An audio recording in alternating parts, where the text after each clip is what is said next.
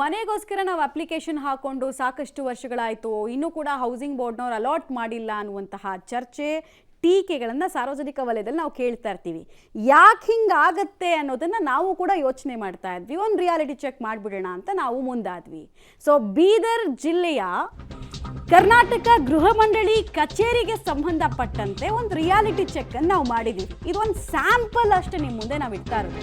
ಅಧಿಕಾರಿಗಳು ಸಿಬ್ಬಂದಿಗಳಿಗೆ ಯಾರು ಹೇಳೋರಿಲ್ಲ ಕೇಳೋರಿಲ್ಲ. ಅವ್ರು ಬಂದಿದ್ದೇ ಟೈಮ್, ಅವ್ರಿಗೆ ಮನಸ್ಸಿದ್ರೆ ಮೂಡಿದ್ರೆ ಬಂದು ಕೆಲಸ ಮಾಡ್ತಾರೆ, ಸಿಸ್ಟಮ್ ಆನ್ ಮಾಡ್ತಾರೆ.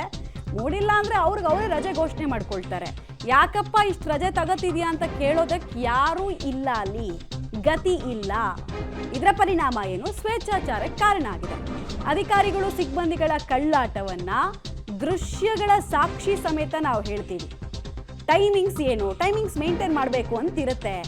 ಏನ್ ಟೈಮಿಂಗ್ಸ್ ಮೇಂಟೈನ್ ಮಾಡ್ತಾ ಇದ್ದಾರೆ, ಎಷ್ಟು ಜನ ಇದ್ದಾರೆ ಎಲ್ಲ ಹೇಳ್ತೀವಿ ನಾವು. ನೋಡಿ, ಈ ಬೀದರ್ನ ಹೌಸಿಂಗ್ ಬೋರ್ಡ್ ಕಚೇರಿ ಇದೆಯಲ್ಲ, ಇದೊಂದು ಎಕ್ಸಾಂಪಲ್ ನಾವು ಕೊಡ್ತಾ ಇರೋದು, ಸ್ಯಾಂಪಲ್. ನಿಮಗೆ ಬಹುತೇಕ ಸರ್ಕಾರಿ ಕಚೇರಿಗಳನ್ನ ರಿಯಾಲಿಟಿ ಚೆಕ್ ಮಾಡಿಬಿಟ್ರೆ ಈ ಥರದವ್ರು ತುಂಬ ಸಿಗ್ತಾರೆ. ಇವ್ರು ಬಂದಿದ್ದೇ ಟೈಮು, ಹೋಗಿದ್ದೇ ಟೈಮು.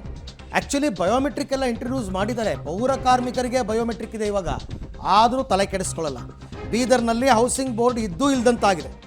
ಜನರಿಗೆ ಮಾಹಿತಿ ನೀಡುವ ಅಧಿಕಾರಿಗಳೇ ಪತ್ತೆ ಇಲ್ಲ. ಕಚೇರಿಗೆ ಅಲೆದು ಅಲೆದು ಸಾರ್ವಜನಿಕರೇ ಸುಸ್ತಾಗಿದ್ದಾರೆ. ಮಧ್ಯಾಹ್ನ 1 ಗಂಟೆ ಆದರೂ ಸಿಬ್ಬಂದಿ ಕುರ್ಚಿ ಖಾಲಿ ಖಾಲಿ.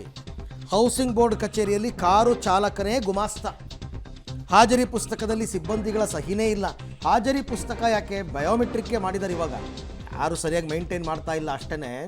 ನಿಮಗೆ ಪ್ರೈವೇಟ್ ಆಫೀಸ್ಗಳಿಗೂ ಗೌರ್ನಮೆಂಟ್ ಆಫೀಸ್ಗಳಿಗೂ ವ್ಯತ್ಯಾಸ ಇಷ್ಟೇ. ನಿಮಗೆ ಎಷ್ಟೋ ಹೇಳ್ತೀನಿ, ಗೌರ್ನಮೆಂಟ್ ಎಂಪ್ಲಾಯೀಸು ಸರ್ಕಾರಿ ಸಂಬಳ ತಗೋತಾರೆ, ಬೇರೆ ಕಡೆ ಕೆಲಸ ಮಾಡ್ತಾರೆ, ಹಾಗೆಲ್ಲ ಇದೆ, ತುಂಬ ಎಕ್ಸಾಂಪಲ್ಸು. ಅದಕ್ಕೆ ಸರ್ಕಾರಿ ಕಚೇರಿ ಅಂತಂದರೆ ಜನ ಮೂಗು ಮುರಿಯೋದು, ಹೋದರೆ ಕೆಲಸ ಆಗಲ್ಲ ಅಂದರೆ ಯಾರೂ ಇಲ್ಲವೇ ಇಲ್ಲ. ನೀವು ನೋಡ್ತಾ ಇದ್ದೀರಲ್ಲ ಬೀದರ್ ಹೌಸಿಂಗ್ ಬೋರ್ಡ್ ಕಚೇರಿ ದೃಶ್ಯಗಳನ್ನ ನೋಡಿ, ಯಾರೂ ಇಲ್ಲ. ನೋಡಿ, ಗಂಟೆ ಎಷ್ಟೊತ್ತಾಗಿದೆ? 1 ಗಂಟೆ ಆಗಿದೆ.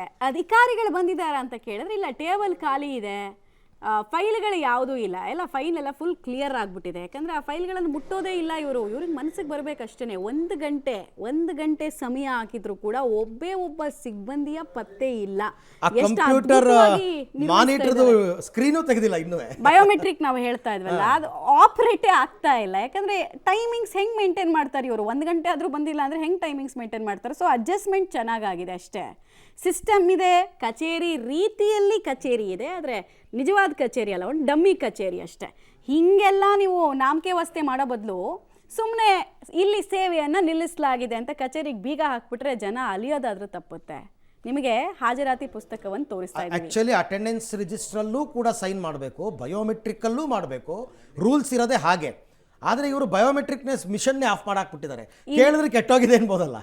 ಇದು ಅಷ್ಟೇ, ಇಲ್ಲೂ ಅಷ್ಟೇ. ಜನವರಿ 14ನೇ ತಾರೀಕು ನಂತರ, ಇವತ್ತು 30ನೇ ತಾರೀಕು ಆಯ್ತಾ, 16 ದಿನ ಯಾರು ಅಲ್ಲಿ ಬಂದು ಪ್ರೆಸೆಂಟಾ, ಆಬ್ಸೆಂಟಾ, ಲೀವಾ, LOPನ ಏನು ಮೆನ್ಷನ್ ಮಾಡಿಲ್ಲ. ಕೊನೆಯಲ್ಲಿ ತುಂಬಿಡೋದು. ಯಾವತ್ತೋ ಒಂದಿನ ಬರ್ತಾರೆ, ಎಲ್ಲ ಒಟ್ಟಿಗೆ ಛೋಟಾ ಸೈನ್ ಮಾಡೋದು ಅಷ್ಟೇ. ಅಲ್ಲಿಗೆ ಸ್ಯಾಲ್ರಿ ಆನ್ ಟೈಮಿಗೆ ತಗೊಳ್ಳೋದು. ಈ ಚಂದಕ್ಕೆ ಇವ್ರಿಗೆ ಇನ್ನೂ ಸ್ಯಾಲ್ರಿ ಜಾಸ್ತಿ ಮಾಡಿ ನಮಗೆ ಪೇ ಕಮಿಷನ್ ಕೇಂದ್ರದವ್ರು ತಂದ್ರು, ರಾಜ್ಯದವ್ರು 8th ಪೇ ಕಮಿಷನ್ ತರಬೇಕು ಅಂತ ಹೋರಾಟ ಮಾಡಕ್ ಬರ್ತಾರೆ ಇವರೆಲ್ಲ. ಈ ಚಂದಕ್ಕೆ ನಮಗೆ ವಿಪರೀತ ಒತ್ತಡದಲ್ಲಿ ಕಾರ್ಯನಿರ್ವಹಿಸ್ತಾ ಇದೀವಿ. ಇದು ಒತ್ತಡ, ಇದು ಕೆಲಸ ಮಾಡೋ ಸ್ಟೈಲ್. ಈ ಮಂತ್ರಿಗಳನ್ನ ಕೇಳಿ ನೋಡಿ, ಏನಾದ್ರು ಯಾಕೆ ಡಿಲೇ ಆಗ್ತಿದೆ ಅಂತ. ಸಿಬ್ಬಂದಿಗಳ ಕೊರತೆ ಅಂತಾರೆ, ಒತ್ತಡದಲ್ಲಿದ್ದಾರೆ. ಇಲ್ಲಿ ಸಿಬ್ಬಂದಿಗಳೇ ಇಲ್ಲ, ಕೊರತೆ ಅಲ್ಲ, ಇರೋ ಸಿಬ್ಬಂದಿನೇ ಆಫೀಸಿಗೆ ಬರ್ತಾ ಇಲ್ಲ.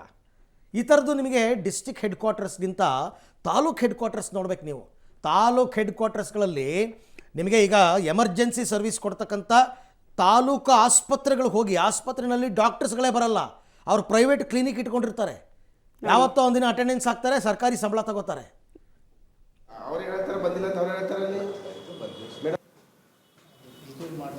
ಏನು ನೀವಿದ್ರಿ ಎಲ್ಲಿ ಸರ್? ಯಾರು ಇಲ್ಲ, ಏನೂ ಇಲ್ಲ.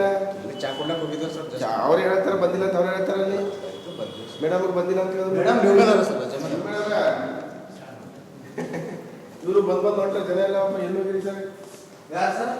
ನೋಡಿ ಬಂದವ್ರು ಅವ್ರು ವಿಚಾರ ಕೊಡ್ತಾರೆ, ಬೆಳಗ್ಗೆ ಜನ ಬರ್ತಾರೆ. ಟೋಟಲ್ 5 ಡೀಟೇಲ್ಸ್ ಕೊಡ್ತಾರೆ ಮಲ್ಲಿಕಾರ್ಜುನ್ ರಿಯಾಲಿಟಿ ಚೆಕ್ ನೋಡ್ತಾ ಇದೀವಿ. 1 ಗಂಟೆ ಟೀ ಕುಡಿಯೋಕೆ ಹೋಗಿದೆ ಅಂತ ಈ ವ್ಯಕ್ತಿ ಹೇಳ್ತಾನೆ. ಇನ್ನೀತ ಎದ್ದಿದ್ದು ಎಷ್ಟೊತ್ತಿಗೆ, ಕೆಲಸ ಮಾಡಿದ್ದು ಎಷ್ಟೊತ್ತಿಗೆ, ಊಟ ಮಾಡೋದು ಎಷ್ಟೊತ್ತಿಗೆ, ಫೈಲ್ ಕ್ಲಿಯರ್ ಮಾಡೋದು ಎಷ್ಟೊತ್ತಿಗೆ ಅನ್ನೋ ಪ್ರಶ್ನೆ ಬರುತ್ತೆ. ಸೊ ಸರ್ಕಾರಿ ಕಚೇರಿಗಳನ್ನು ಪಿಕ್ನಿಕ್ ಸ್ಪಾಟ್ ಮಾಡ್ಕೊಂಡಿದ್ದಾರೆ ಅಧಿಕಾರಿಗಳು. ಅದಕ್ಕೆ ಮತ್ತೊಂದು ಎಕ್ಸಾಂಪಲ್ ಇದು. ಸಂಬಂಧಪಟ್ಟವ್ರ ಗಮನಕ್ಕೆ ಬಂದಿದೆಯಾ?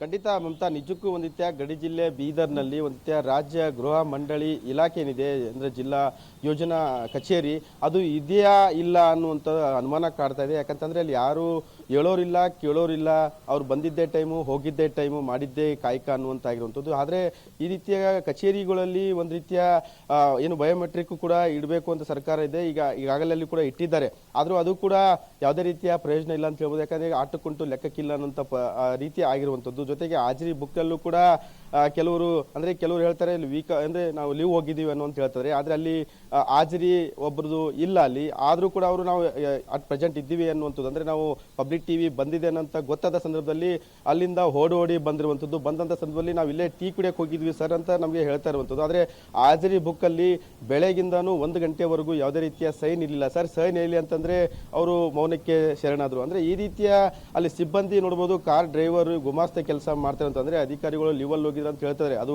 ಯಾವ ವಿಚಾರ ಅನ್ನುವಂಥದ್ದು ಬಗ್ಗೆ ತನಿಖೆ ಆಗಬೇಕು. ಆದರೆ ಇದಾರೋ ಅಂದರೆ ಲೀವಲ್ಲಿ ಹೋಗಿದ್ದಾರೆ ಇಲ್ಲ ಅನ್ನೋದು. ಆದರೆ ಪ್ರಮುಖವಾಗಿ ಗುಮಾಸ್ತೆ ಹೇಳ್ತಿರುವಂಥದ್ದು ಸರ್ ಎಲ್ಲ ಲೀವಲ್ಲಿ ಹೋಗಿದ್ದಾರೆ, ಒಬ್ಬರು ಟೀ ಕುಡಿಯೋಕೆ ಹೋಗಿದ್ದಾರೆ, ನಾ ಇದ್ದೀನಿ ಅನ್ನುವಂಥದ್ದು. ಕಾರ್ ಡ್ರೈವರ್ ಗುಮಾಸ್ತಲ್ಲಿ ಏನು ಬಂದಂಥವ್ರಿಗೆ ಮಾಹಿತಿಯನ್ನು ಕೊಡುವಂಥ ಕೆಲಸ ಮಾಡ್ತಾನೆ. ಯಾಕಂದರೆ ಪ್ರತಿದಿನ ಜಿಲ್ಲೆಯಾದ್ಯಂತ ವಿವಿಧ ಮಾಹಿತಿಯನ್ನು ಕೇಳಲು ಜನಗಳು ಬರ್ತಾರೆ. ಆದರೆ ಆ ಜನಗಳಿಗೆ ಸಮರ್ಪಕದ ಮಾಹಿತಿ ಸಿಗಬೇಕಂದ್ರೆ ಅಧಿಕಾರಿಗಳು ಸಿಬ್ಬಂದಿಗಳು ಕೆಲಸ ಮಾಡಬೇಕು. ಆದರೆ ಯಾವುದೇ ರೀತಿಯ ಅಧಿಕಾರಿಗಳು ಸಿಬ್ಬಂದಿಗಳಲ್ಲಿ ಕೆಲಸ ಮಾಡ್ತಿಲ್ಲ. ನೀವೇ ನೋಡ್ಬೋದು ಪಬ್ಲಿಕ್ ಟಿವಿ ರಿಯಾಲಿಟಿ ಚೆಕ್ನಲ್ಲಿ ಎಲ್ಲ ಒಂದು ಖಾಲಿ ಆಗಿರುವಂಥದ್ದು. ಆದರೆ ಅವರು ಸಬೂಬು ಕೊಡ್ತಾ ಇರುವಂಥದ್ದು.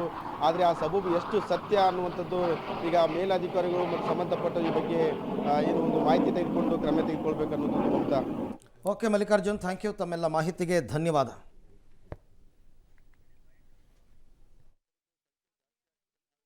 ಇರ್ಬೇಕಲ್ಲ ಸರ್, ಜನ ಎಲ್ಲ ಬರ್ತಾರ ಹೋಗ್ತಾರ ಇಲ್ಲ ಸರ್. ನಮ್ದು ಯಾವ್ದೋ ಯಾರಿಗೂ ನಮ್ಗೆ ತ್ರಾಸ ಎಲ್ಲ ಯಾವಾಗಿಂದ ಮಾಡ್ಕೊಡ್ತೇವೆ ಸರ್. ಬಂದ್ರೆ ಅದು ಕಳ್ಸಿಕೊಟ್ಟಿದ್ದೇವೆ. ಟೈಮಿಗೆ ಇರ್ಬೇಕಲ್ಲ ನೀವು. ಅವ್ರು ಚಾ ಕುಡ್ಲಕ್ಕೆ ಹೋಗಿದ್ದೇವೆ ಸರ್. ಫಂಕ್ಷನ್ ಅಂತ ಹೇಳ್ತೀರಿ, ಮತ್ತೆ ಚಾ ಕುಡಿಯಕ್ಕೆ ಅಂತ ಹೇಳ್ತೀರಿ. ನೀವು ಪುಣ್ಯ ಏನಂದ್ರಿ 5 ನಿಮಿಷ ಅಂತ ಅಂದಿನ ಸರ್. 5 ಮಿನಿಟ್ ಒಳಗೆ ನಿಮ್ಮ ಎದುರು 1 ನಿಮಿಷ ಹಬ್ಬ ಐತೆ ಸರ್. ನಿನ್ನೆ ಸ್ವಲ್ಪ ಲೇಟ್ ಆಗ್ಯದ. ಹಂಗೆ ಹೇಳ್ರಿ, ಮತ್ತೆ ಚಾ ಕುಡಿ ಅಂತ ಹೇಳ್ತೀರಿ. ಅವೇನು ಇಲ್ಲಿ ಯಾರ್ದು ಪೆಂಡಿಂಗ್ ಇಕ್ಕಂಗಿಲ್ಲ. ಆಲ್ಮೋಸ್ಟ್ ನಾವು ಯಾರ್ದು ಏನು ನಾವು ಕೆಲಸ ಪೆಂಡಿಂಗ್ ಬಗ್ಗೆ ಮಾತಾಡ್ತಾರೆ ಸರ್. ನಾವು ಕೆಲಸ ಪೆಂಡಿಂಗ್ ಮಾತಾಡ್ತಿಲ್ಲ ಸರ್. ನಾವು ಬಂದಾಗ ಒಬ್ರು ಇದ್ದಾರ 5 ಜನ ಅಂತ ಹೇಳ್ತೀರಿ. ಮೇಡಮ್ ಹೇಳೇ ಹೋಗಿದ್ದೇವೆ ಸರ್. ಮೇಡಮ್ ನಿಮ್ಮಲ್ಲಿ ಇರ್ತಾರೆ, ನೀವು 3 ಜನ 4 ಜನ ಇರ್ಬೇಕಲ್ಲ. ಇಬ್ಬರೇ ಸರ್ ಇರೋದೇ, ಸ್ಟಾಫ್ ಇಬ್ರು. ಮೇಡಮ್ ಒಬ್ರು, ನಾವೊಬ್ರು. ಅವ್ರು EL ಹಾಕ್ಯಾರ ಸರ್. ಇವನರ ರಾಜ್ಕುಮಾರ್ ಅಂತ ಅವ್ರು EL ಹಾಕಿದಾರೆ ಸರ್. ಇನ್ನೊಬ್ರು AW ಅವರು ಎಡಿಷನಲ್ ಚಾರ್ಜ್ ಗುಲ್ಬರ್ಗ. ಆ್ಯಕ್ಚುಲಿ ಗಾಡಿ ಬಂದದ, ಚಪರಿಸಿ ಕೆಲಸ ಮಾಡುತ್ತೇನೆ. ಅವರೆಲ್ಲ ಎಲ್ಲಿ ಬಂದಿಲ್ಲ ಯಾರು? ಯಾರು ಇವರೆಲ್ಲ ಎಲ್ಲಿ ಹೋಗ್ಯಾರಲ್ಲ? ಲೀವ್ ಮ್ಯಾಗಾರ. ಮೇಡಮ್ ಎಷ್ಟು ಜನ ಇದಾರ? ಮೇಡಮ್ ಮತ್ತು ಮೇಡಮು ಬಸವರಾಜ, ರಾಜ್ಕುಮಾರ್ ಸಾಹೇಬರು ಎಲ್ಲ 3 ಜನ ಲೀವ್ ಮ್ಯಾಗಾರ. ಎಲ್ಲ ಲೀವ್ ಮೇಲೆ ಬಸವರಾಜ್ ಬಂದಾರಲ್ಲ ಈಗ? ಬಂದರು. ನೀವು ಇಲ್ಲಿದ್ರಿ? ನಾ ಇಲ್ಲೇ ಇದ್ದೀವಿ. ಈಗ ಬಂದಾಗ ರೆಸ್ಪಾನ್ಸ್ ಮಾಡಬೇಕಲ್ಲ ಬಂದವರಿಗೆಲ್ಲ, ಏನು ಕೇಳ್ಕೊಂಡು ಹೋಗೋದು ಬರ್ತೈತೆ ಜನ ಹೇಳಿ ಕಳಿಸ್ಬೇಕಲ್ಲ ಸರ್. ಒಬ್ಬರೇ ಕುಡ್ತೀರಿ? ಈಗ ಡ್ಯೂಟಿ ಅದಾಗ ಕೂಡಬೇಕತ್ತ. ನೀವೇ ಕಳಿಸೋದು ಎಲ್ಲರಿಗೆ? ಏನಿದೆ ಹೇಳಿ ಕಳಿಸಿ ಕಳಿಸ್ಬೇಕು. ಪರ್ಮಿಟ್ ಅದ ನಿಮ್ಗೆ? ಹೆಂಗೆ ಪರ್ಮಿಟ್ ಡ್ರೈವರು ಏನಿದ್ದೀರಿ ಸರ್? ಸರ್ ಏನಿದ್ದೀರಿ ತಾವು? ನಾನು ಡ್ರೈವರ್ ಅಂತಿದ್ದೇನೆ. ಇಲ್ಲಿ ನೌಬಾದ್ಕಿರ್ತಾರೆ, ಮನೆ ಇಲ್ಲೇ ಅದ. ಇಲ್ಲಿಂದೇ ಬಂದೆ. ಯಾಕೆ ಏನು ಬಂದಿರಿ ಇಲ್ಲಿ? ಇಲ್ಲಿ ಬಂದಿದ್ದ ಅದರ ಕ್ಯಾಂಟೀನ್ಗೆ ಹೋಗಿದ್ದ CSD ಬಂದು ಭೇಟಿ ಆಗಾರೆ ಅಂತ ಬಂದಿದ್ದ. ಯಾವ ವಿಷಯ ಅಂದ್ರೆ ಕಲ್ವಾಡಿದು ನಮ್ಮ ಊರು ಬರ್ದಾಪುರ ಅದ ರೀ. ಆ ಕಡೆ ಏನೋ ವಿಷಯ ಅಂದ್ರೆ ಮನೆ ಇಲ್ಲ ಅಂದ್ರೆ ಇಲ್ಲಿ ಆಲ್ರೆಡಿ KDBದಾಗ ಅದ. ನನ್ನ ಇಲ್ಲಿ ನೌಬಾದ್ಕಿರ್ತಾರೆ, ಮನೆ ಇಲ್ಲೇ ಅದ. ಇಲ್ಲಿಂದೇ ಬಂದೆ. ಯಾಕೆ ಏನು ನೋಡಿ, ಬೀದರ್ನ ಹಣೆ ಬರಹ ಅಂತ ನಾನು ಹೇಳಕ್ಕೆ ಇಷ್ಟಪಡಲ್ಲ. ಹೆಚ್ಚು ಕಡಿಮೆ ಸರ್ಕಾರಿ ಕಚೇರಿಗಳಲ್ಲಿ ಎಲ್ಲ ಕಡೆ ಹೀಗಿರುತ್ತೆ. ಆದರೆ ಒಂದು ಆರೋಪ ಇದೆಯಲ್ಲ, ಉತ್ತರ ಕರ್ನಾಟಕ ಹಿಂದುಳಿದಿದೆ, ಕಲ್ಯಾಣ ಕರ್ನಾಟಕ ಹಿಂದುಳಿದಿದೆ, ಇಲ್ಲಿ ಅಭಿವೃದ್ಧಿನೇ ಇಲ್ಲ. ಎಂಪ್ಲಾಯಿಗಳೇ ಈ ಥರ ಆದರೆ ಇನ್ನು ಅಭಿವೃದ್ಧಿ ಎಲ್ಲಾಗುತ್ತೆ? ನಾನು ಯಾವಾಗಲೂ ಎಕ್ಸಾಂಪಲ್ ಕೊಡ್ತಾ ಇರ್ತೀನಿ ಉತ್ತರ ಕರ್ನಾಟಕದ್ದು. ಘಟಾನುಘಟಿ ನಾಯಕರು ಈ ಭಾಗದಲ್ಲಿ ಜನಪ್ರತಿನಿಧಿಗಳಾಗಿ 5, 6, 7, 8, 9 ಸರ್ತಿ ಗೆದ್ದಿರೋರೆಲ್ಲ ಇದ್ದಾರೆ. ಬಟ್ ಅಭಿವೃದ್ಧಿ ಇಲ್ಲ. ಯಾಕೆ ಅಂದರೆ ಸರ್ಕಾರಿ ಅಧಿಕಾರಿಗಳನ್ನು ಕಂಟ್ರೋಲ್ ಮಾಡಬೇಕಾದವರೇ ಕಂಟ್ರೋಲ್ ಮಾಡ್ತಾ ಇಲ್ಲ. ಹೇಳೋರು ಕೇಳೋರು ಯಾರೂ ಇಲ್ಲ. ಸರ್ಕಾರಿ ಎಂಪ್ಲಾಯಿಗಳೇ ಹೀಗಾದರೆ ಇನ್ನೇನು ಮತ್ತೆ? ಎಲ್ಲಿ ಅಭಿವೃದ್ಧಿ ಅನ್ನೋದು ಎಲ್ಲಾಗುತ್ತೆ? ಸಾಧ್ಯನೇ ಇಲ್ಲ. ಎಕ್ಸ್ಪೆಕ್ಟೇ ಮಾಡಬೇಡಿ. ನೋಡಿ, ಬಯೋಮೆಟ್ರಿಕ್ ಇದೆ, ಬಟ್ ವರ್ಕ್ ಆಗಲ್ಲ. ಯಾಕಂದರೆ ಸಿಬ್ಬಂದಿಗಳು ಬಂದು ಪಂಚ್ ಮಾಡಲ್ವಲ್ಲ ಅಲ್ಲಿ. ಜಸ್ಟ್ ಥರ ನಿಮಗೆ ಕಚೇರಿ ಥರ ಕಾಣಿಸುತ್ತೆ. ಅಸಲಿ ಕಚೇರಿಯ ಕೆಲಸಗಳನ್ನು ಇವು ನಿರ್ವಹಿಸಲ್ಲ, ಸಿಬ್ಬಂದಿಗಳಿಲ್ಲ. ನೊಣ ಹೊಡಿತಾ ಇದ್ದಾರೆ. ಯಾರೋ ಒಬ್ಬ ವ್ಯಕ್ತಿ ಬಂದಿದ್ದಾನೆ, ಆತ ಕಾರ್ ಚಾಲಕ, ಆಚೆ ಇರಬೇಕಾಗಿತ್ತು, ಬಟ್ ಯಾರಿಲ್ಲ, ನಾನೇ ಬಾಸ್ ಇಲ್ಲಿ ಅನ್ನೋ ರೀತಿಯಲ್ಲಿ ಆತ ಅಲ್ಲಿ ಕೂತ್ಕೊಂಡಿರೋದನ್ನು ನೋಡ್ತಾ ಇದ್ದೀರಾ. ಹಾಜರಾತಿ ಪುಸ್ತಕದಲ್ಲಿ ದಾಖಲಾಗಿರುವ ಸಿಗ್ನೇಚರ್ಗಳನ್ನು ಕೂಡ ತೋರಿಸ್ತಾ ಇದ್ದೀವಿ. ಹಿಂದೆಲ್ಲ ನಾವು ಈ ತಬರನ ಕತೆ ಅಂತೆಲ್ಲ ಕೇಳ್ತಾ ಇದ್ವಿ, ಬಂದು ಫೈಲ್ಗಳು ಮೂವ್ ಆಗದೆ ಪಾಪ ವ್ಯಕ್ತಿಗಳು ಸಾಯ್ತಾರೆ ಅಂತ.